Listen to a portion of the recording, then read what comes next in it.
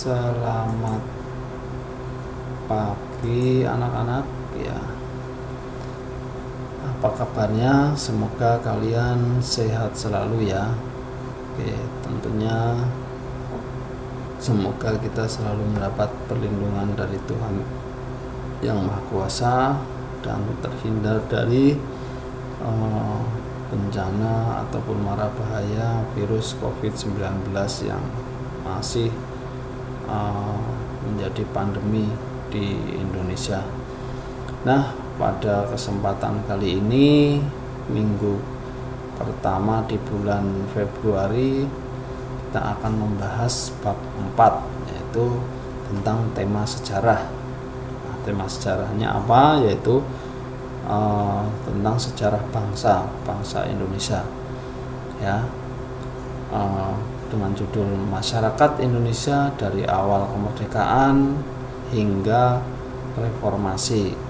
Nah, apa tujuan kita mempelajari tentang tema ini?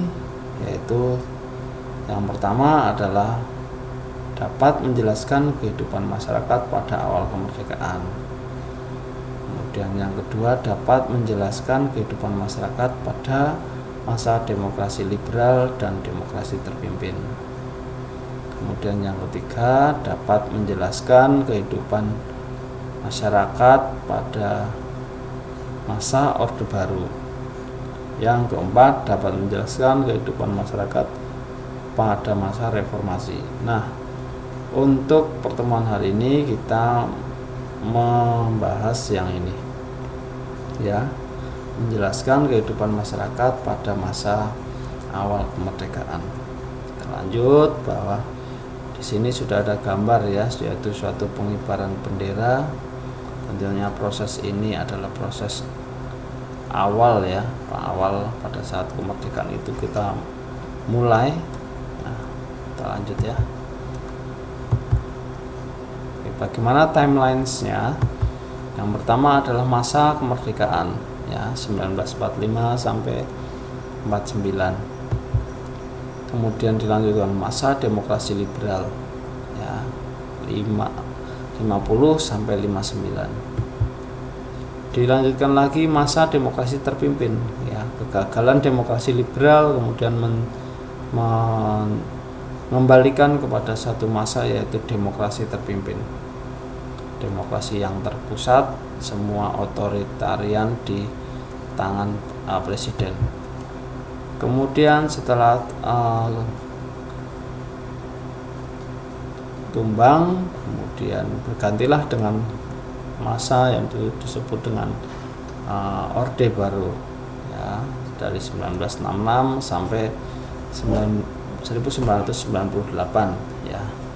Pada masa inilah sekitar penguasa 32 tahun, yaitu Presiden Soeharto, memimpin rezim ini yang cukup lama, sampai yang terakhir adalah masa reformasi dari 98 sampai sekarang. Oke, inilah adalah periode-periode yang akan kita bahas. Yang pertama kita akan bahas tentang masa awal kemerdekaan. Nah, amatilah gambar berikut. Tentunya ini adalah gambar yang tidak asing ya. Adalah suatu peristiwa di mana Bung Karno membacakan apa? Yaitu naskah proklamasi ya. Di titik inilah kemudian menjadi tonggak awal perjuangan bangsa Indonesia ya, untuk memerdekakan diri, menjadi bangsa sendiri ya, hidup berdikari ya. Kemudian kita akan melanjutkan. Nah, beberapa hal yang akan kita diskusikan kali ini adalah yang pertama adalah peristiwa apa saja yang terjadi pada saat sebelum kemerdekaan. Tentunya proklamasi itu ada proses ya, tidak ujuk-ujuk ada, tapi ada proses yang harus fase lewati. Terus bagaimana proklamasi itu bisa tersebar luas sehingga masyarakat internasional, ya, bukan hanya bangsa dan negara Indonesia tapi masyarakat internasional menjadi tahu, ya. Kemudian apakah ada gangguan, ya, pada saat setelah proklamasi, setelah masa-masa proklamasi, dan kalau ada upayanya apa untuk mengatasi gangguan setelah kemerdekaan. Terus apakah kemerdekaan itu membawa suatu dampak ekonomi bagi sosial, ya, baik itu sosial, baik itu politik, baik itu pendidikan, budaya, ya. Nah, tentunya dampak-dampak tersebut ada, ya. Nanti kita akan pelajari dan diskusikan bersama. Oke, berawal dari satu kekalahan Jepang dalam Perang Pasifik, kemudian Perdana Menteri Koiso pada tanggal 7 September 1944 itu menjanjikan bahwa Hindia Timur diperkenankan untuk merdeka. Dari janji tersebut itulah kemudian dibentuk suatu badan, yaitu Badan Penyelidik Usaha-usaha Persiapan Kemerdekaan Indonesia atau BPUPKI. Yang di dalam bahasa Jepang adalah Dokuritsu Jumbi Kosakai. Ini adalah badan bentukan Jepang langsung, ya, sebagai upaya untuk merebut hati bangsa Indonesia supaya nantinya bisa membantu Jepang dalam perang Pasifik, yaitu antara sekutu dengan Jepang. Nah, terkait dengan upaya badan itu bekerja, ya, kemudian sidang BPUPKI terjadi 2 kali. Yang pertama adalah 29 Mei sampai 1 Juni. Kemudian di mana sidang pertama itu menghasilkan suatu dasar falsafah negara, ya.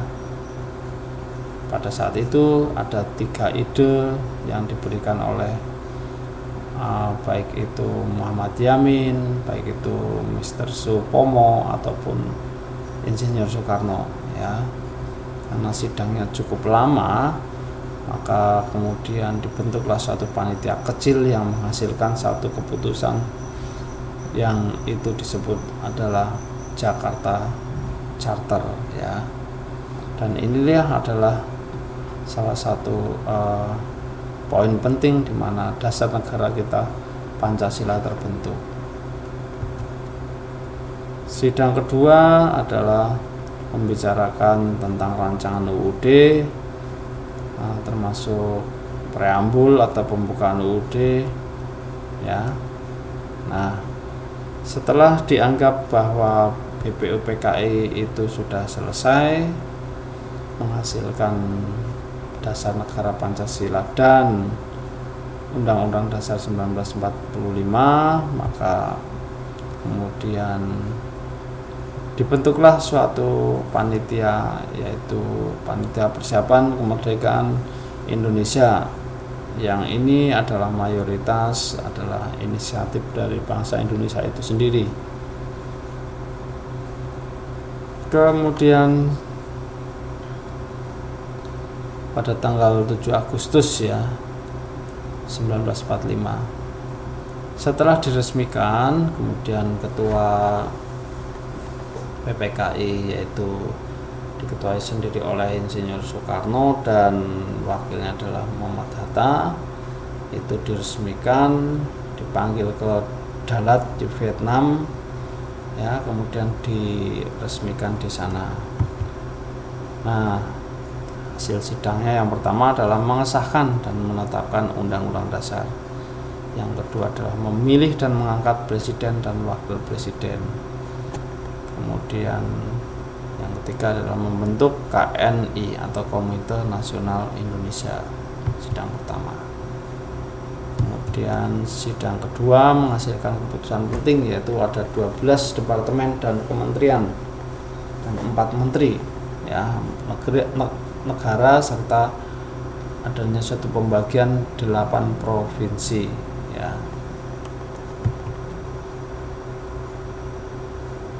Nah,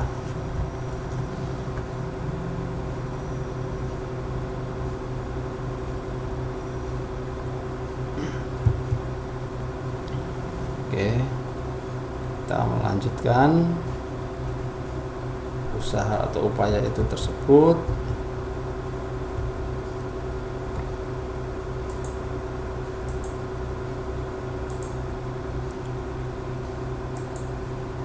Nah, kemudian pada tanggal 6 Agustus 1945 terjadilah suatu peristiwa di mana Jepang betul-betul mengalami kehancuran total, di mana ada 2 bom yang diledakkan langsung oleh Amerika Serikat setelah peristiwa penyerangan Jepang di Kepulauan Hawaii, yaitu di Pearl Harbor, ya. Itu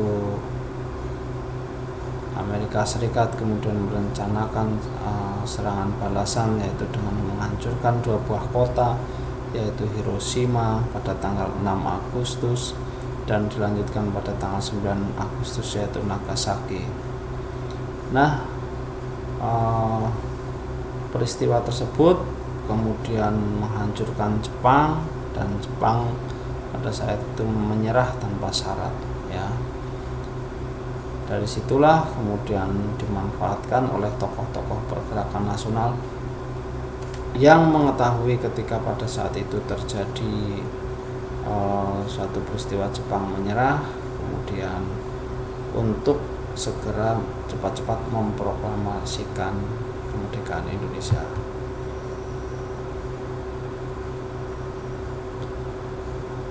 Nah, ini adalah suatu naskah proklamasi. Ada beberapa coretan di sini, ya. Dengan naskah proklamasi, suatu bangsa menunjukkan hakikat dirinya sebagai bangsa yang memiliki kebebasan untuk menentukan masa depan sendiri, yaitu tanpa diatur oleh bangsa lain. Nah, itu adalah hakikat daripada proklamasi, ya.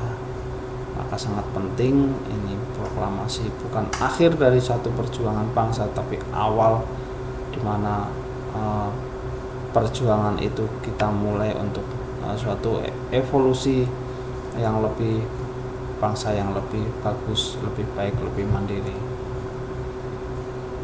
Nah, ada suatu perbedaan pendapat, yaitu di mana pada sebelum proklamasi kemerdekaan itu, disinilah proses itu terjadi, yaitu ada perbedaan pandangan antara golongan tua dan golongan muda, dan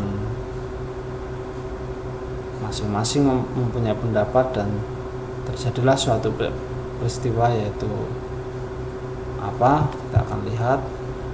Inilah peristiwa tersebut, ya. Kita lihat peristiwa ini.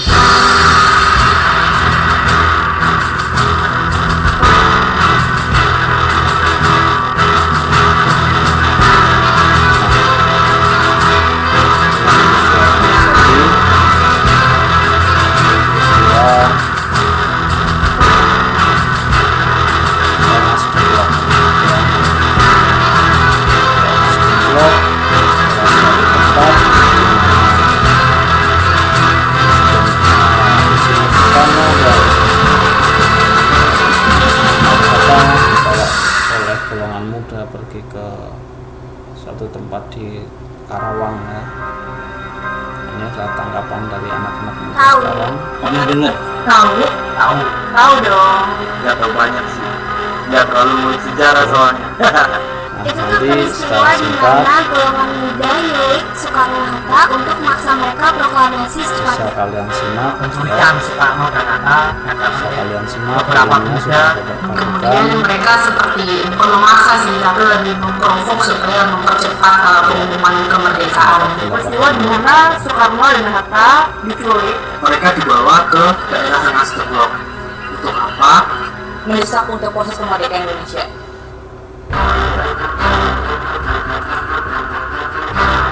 Oke, itulah suatu peristiwa Rengas Dengklok ya, di mana peristiwa tersebut menjadi suatu awal bagi proses proklamasi ya. Fase tersebut harus dilalui untuk supaya bangsa Indonesia itu melalui wakilnya yang sangat dipercaya, melalui tokohnya yaitu Soekarno-Hatta, segera ya mendeklarasikan ya, segera memproklamasikan bahwa ini adalah saat yang tepat ya, di mana Indonesia mengalami suatu kekosongan kekuasaan atau vacuum of power ya.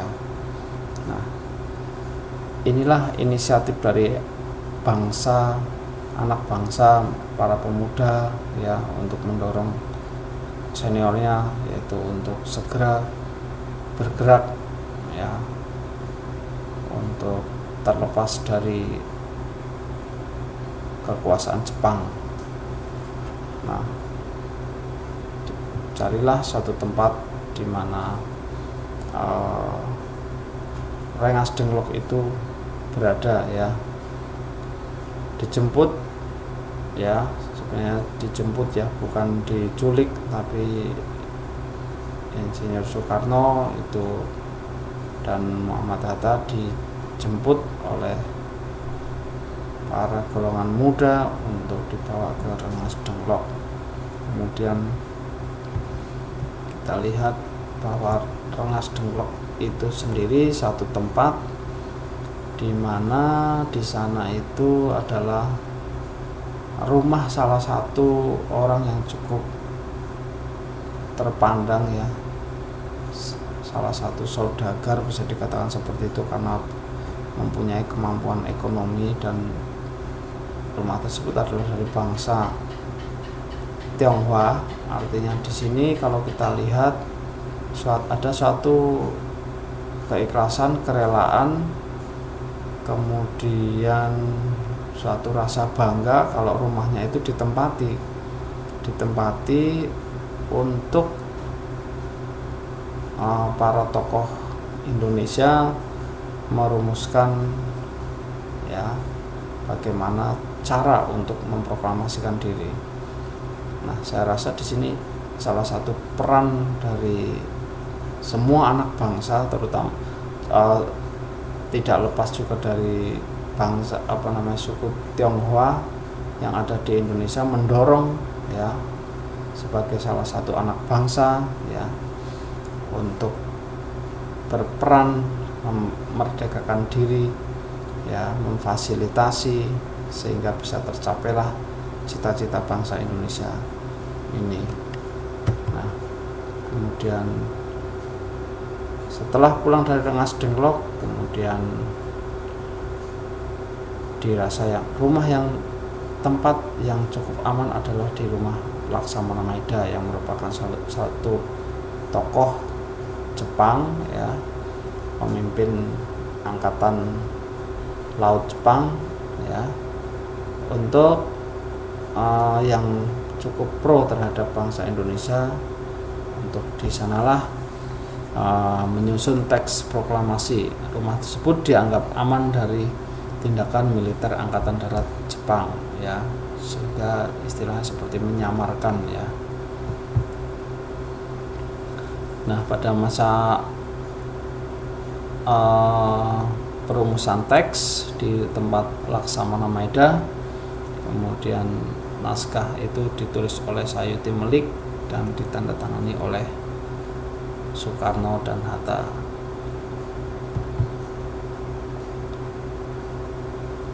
Nah, kemudian proklamasi itu dikumandangkan tepat pukul 10. Berita tentang proklamasi kemerdekaan Indonesia pada tanggal 17 Agustus tersebar luas, baik itu melalui media cetak, media elektronik ya, seperti radio, ke seluruh dunia ya, bukan hanya di Indonesia saja tapi di seluruh dunia. Nah, ini adalah di Jalan Pegangsaan Timur, sekarang Jalan Proklamasi. Ini dibacakan di rumah kediaman Soekarno ya. Ini adalah teras rumahnya ya. Lanjut. Nah, bagaimana masa pada saat itu untuk memperluas berita ini, yaitu dengan cara menyewa suatu kantor berita antara ya, di mana melalui kantor tersebut supaya bisa tersebar ke berbagai pelosok penjuru dunia, supaya mereka juga tahu bahwa Indonesia sudah merdeka.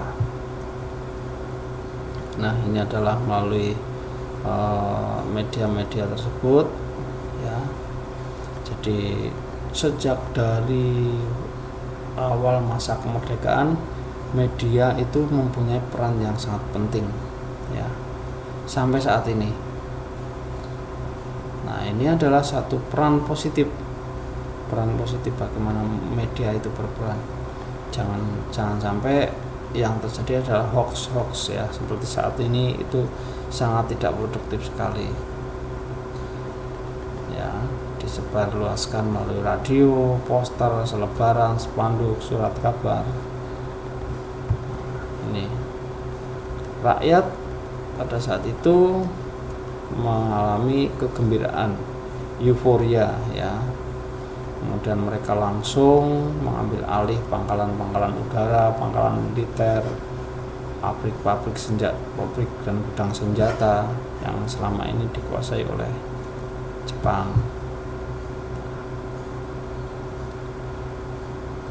Dan selanjutnya dibentuklah suatu tentara keamanan rakyat ya. Kemudian yang tadinya kepala stafnya adalah Urip Sumoharjo, kemudian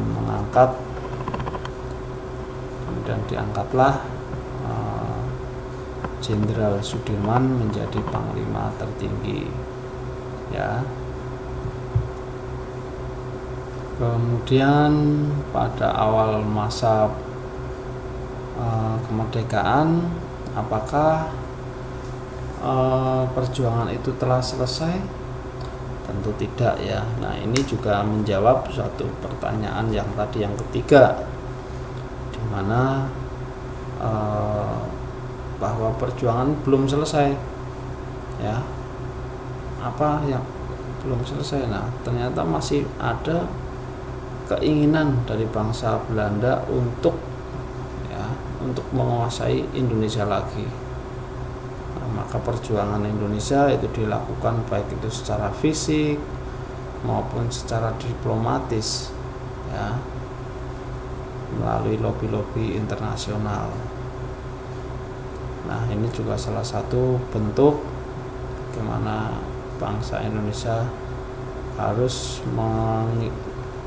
mendiplomasikan ya, perundingan dari perundingan Hogu, kemudian perundingan Linggarjati, perundingan Renville, perundingan Romroyen, dan terakhir adalah konferensi Meja Bundar. Nah, ini adalah satu pemutaran video ya. Jadi kalian bisa klik ataupun di link ini. Terus berdasarkan konferensi Meja Bundar ya, di mana di sana Belanda itu ditekan oleh internasional, terutama dari Amerika, supaya melepaskan Indonesia dari penjajahannya ya. Nah, akhirnya melalui penekanan tersebut, kemudian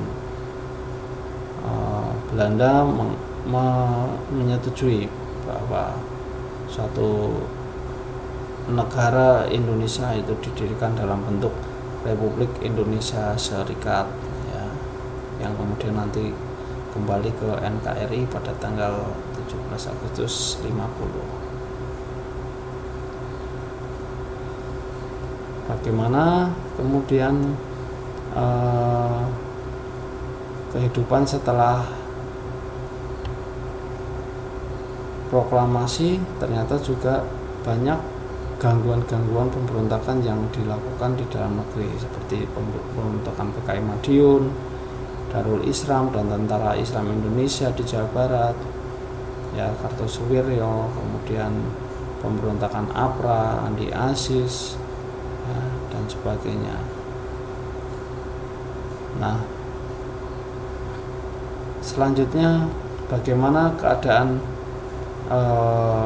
ekonomi pada awal kemerdekaan?